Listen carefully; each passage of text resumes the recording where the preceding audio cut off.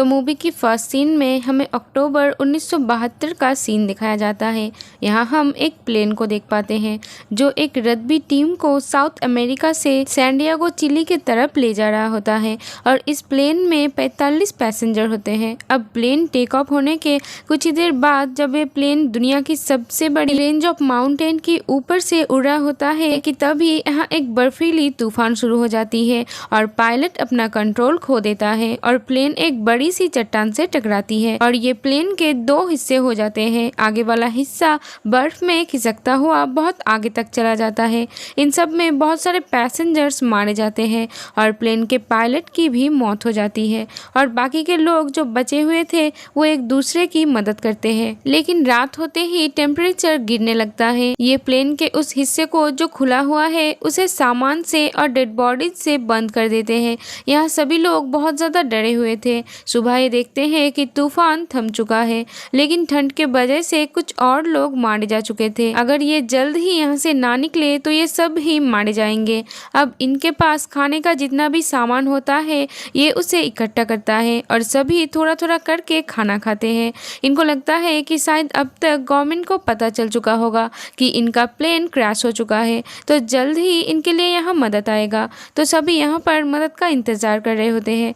हम देखते हैं कि इस जगह पे चारों तरफ सिर्फ चट्टानें हैं तो यहाँ से निकल पाना आसान नहीं होगा। इन्हें आसमान में एक प्लेन दिखता है तो ये सभी बहुत खुश हो जाते हैं लेकिन वो प्लेन इतनी दूर से इन्हें नहीं देख पाती है और यहाँ से चली जाती है। अब जब तक इनके लिए मदद नहीं आती इन्हें किसी भी तरह से सरवाइव करना होगा। अब 3 दिन गुजर जाती है और अब यहाँ नैंडो नाम की एक लड़के को होश आता है। होश आते ही वो अपनी बहन के पास जाती है। उसकी बहन की हालात बहुत ही खराब होती है और नैंडो को पता चलता है कि उसकी मॉम डैड की मौत हो चुकी है। वो बहुत दुखी हो जाता है। अब ये लोग बर्फ को मेल्ट करके पीने का पानी इकट्ठा करते हैं।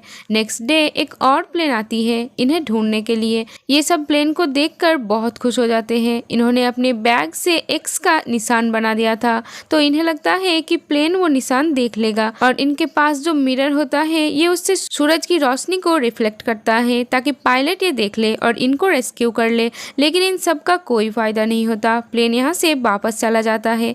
अब ये तय करते हैं कि ये प्लेन का उस दूसरे हिस्से तक जाएंगे जो चट्टान से टकरा चुका था क्योंकि प्लेन की उस हिस्से में बैटरीज है जिसके मदद से ये प्लेन की रेडियो से किसी से संपर्क कर सकेंगे। तो अब कुछ लोग उस तरफ जाते हैं। ऊपर जाते ही इन्हें पता चलता है कि जिस जगह इनका प्लेन है वो बहुत गहराई में है इसीलिए रेस्क्यू टीम इन्हें नहीं देख पा रही है। अब जब ये लोग ऊपर जाने लगते हैं तो बर्फ खिसकने लगती है तो इन्हें वापस लौट के आना पड़ता है।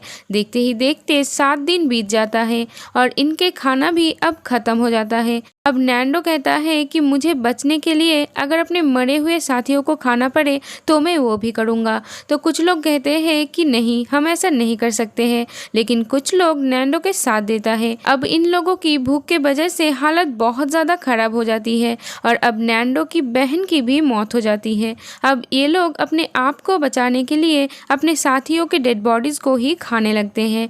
कुछ दिन बाद इन्हें बर्फ में दबा हुआ एक बैग मिलता है जिसमें रेडियो होता है। रेडियो ऑन करने के बाद ये देखते हैं कि इसमें सिग्नल नहीं है तो ये लोग एक एंटीना बनाते हैं और इससे सिग्नल आ जाता है और इन्हें पता चलता है कि गवर्नमेंट ने 60 से ज़्यादा बार रेस्क्यू टीम को इन्हें ढूंढने के लिए भेजा था लेकिन वो लोग इन्हें ढूंढ नहीं पाए तो गवर्नमेंट ने अब इन्हें ढूंढना बंद कर दिया है।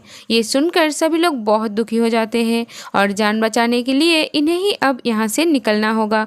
अब नेक्स्ट डे 3 लोग ऊपर की तरफ जाते हैं ताकि वो बाकियों के लिए मदद ले आ सके। अब चलते चलते रात हो जाती है तो ये लोग एक जगह पर रुक जाते हैं लेकिन बर्फीली हवाओं के वजह से इन्हें बहुत तकलीफ होती है तो अगले दिन मजबूरी में इन्हें वापस आना पड़ता है।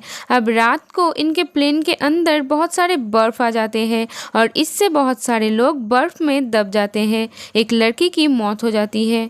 इनको एक आवाज आती है तो ये समझ जाते हैं कि यहाँ बर्फ का तूफान आ रहा है कि तभी यहाँ बर्फ का तूफान शुरू हो जाती है और इसमें कुछ और लोग मारे जाते हैं। अब ये पूरा प्लेन बर्फ के नीचे दब चुका है। न्यूमा नाम का एक लड़का लगातार प्लेन की खिड़की पर जोर से मारने लगता है और बहुत मुश्किल के बाद वो बर्फ से बाहर आ जाता है और अब बचे हुए लोग भी बाहर आ जाते हैं। अब 36 दिन बीत जाता है और अब न्यूमा अपने कुछ साथियों के साथ ऊपर की तरफ जाने लगता है, लेकिन कुछ ही दूर जाने के बाद न्यूमा गिर जाता है क्योंकि उसकी पैर की हालत बहुत ज्यादा खराब होती है।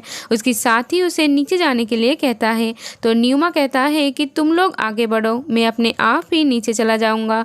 अब कई घंटों के सफर के बाद ये उस जगह पहुंच जाते हैं जहां पर प्लेन का पिछला हिस्सा है और इन्हें प्लेन का उस हिस्से में बहुत सारे खाने का सामान और कपड़े मिलता है और बैटरीज भी मिलता है। तो ये लोग रेडियो को ऑन करने की कोशिश करता है लेकिन रेडियो खराब हो चुका है। न्यूमा की हालत बहुत ज्यादा खराब हो जाता है और ये लोग सभी कपड़े से एक स्लीपिंग बैग बनाते हैं और इधर ये लोग उस रेडियो में जो कि इन्हें पहले मिला था उसमें न्यूज सुनते हैं कि एक बार फिर से इनको ढूंढने के लिए एक रेस्क्यू टीम आ रहा है और अब इन्हें यहाँ पर 58 दिन हो चुके हैं और न्यूमा भी अपनी जिंदगी की आखिरी सांसें ले रहा है।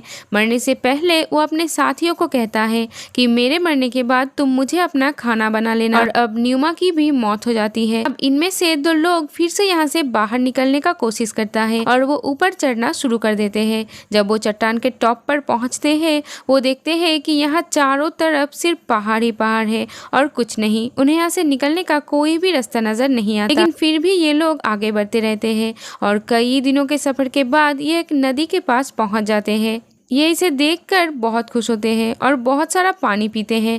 तब ये लोग नदी के दूसरे तरफ एक आदमी को देखता है जो घोड़े पर सवार होता है। ये चिल्लाते हैं और उससे मदद मांगते हैं लेकिन वो बहुत दूर था, वो इनके बात नहीं समझ पाता है। तो वो आदमी एक कागज को पत्थर से लपेटकर इनके पास फेंकता है और इसमें ये दोनों अपनी बातें लिखकर उसे वापस उस आदमी के पास फेंक देता है। वो आदमी वो लेटर को एयरफोर्स तक पहुंचा देता है और इन दोनों को अपने घर ले जाते हैं और अब रेस्क्यू टीम बाकी लोगों के पास पहुंच जाते हैं और इन्हें बचा कर ले आते हैं और सभी अपने परिवार के लोगों को देखकर बहुत खुश होते हैं और अब इन सब को हॉस्पिटल ले जाया जाता है और उनका इलाज होता है और ये सभी अब बहुत खुश होते हैं कि इन्होंने इतनी मुसीबत में भी हौसला नहीं हारा और अपनी बहादुरी के वजह से ये वहाँ से बच निकले। और इसी के साथ ये मूवी यहीं पर खत्म हो जाती है। Thank you for watching. Bye bye.